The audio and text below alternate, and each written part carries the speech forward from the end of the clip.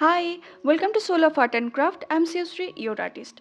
Today I'm going to talk about A to Z materials you need for dot mandala art. First, you need a base. It can be wooden or a paper. If you use this kind of MDF wood, make sure the thickness has to be more than 4 mm.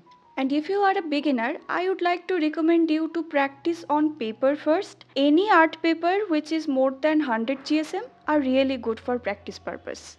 If you are using MDF, you need to prepare the base first. I always prefer using gesso. I use this Liquitex gesso only for professional purpose and it is little bit expensive also. Other than gesso, you can use black acrylic paint or black chalk paint. Now you need materials to draw guide marks. Here you need a compass, protractor, ruler, eraser and white charcoal or chalk pencil. Although I have separate long video about how to make guide marks for dot mandala, you can watch that also.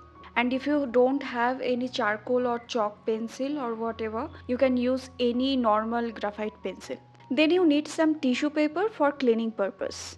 Now for coloring purpose you can use any acrylic paint, camel, Fevicryl jar paint, little birdie, pouring paint. Their multi-surface paints are really good ready to use paint. And if you have tube paints, then make sure to mix them with pouring medium and make the right consistency for mandala painting. Then you need a palette strips or paint pot strips. If you don't have them, you can use any plastic palette or you can purchase some kids tempera color which comes with plastic strips. You just need to wash them with normal tap water and use them as your own paint pot. Then you need 2 mugs of water if you are using brush.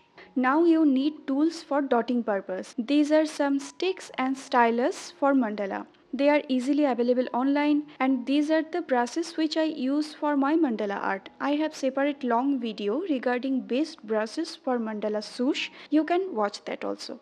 I use lots of Q-tips and toothpicks to clean up or rectify my mistakes during painting.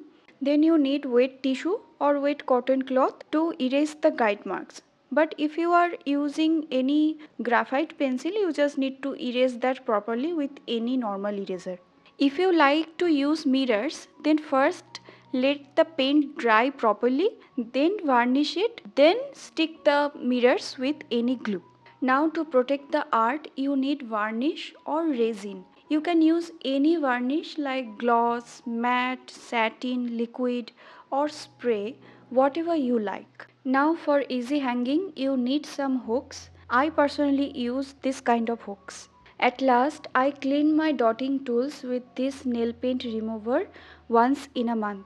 Yeah, that's all for today. Hope you find this video helpful, and if you like my video, please hit the like button, and if you are new to my channel, please subscribe and don't forget to hit the bell icon. See you on my next video. Bye.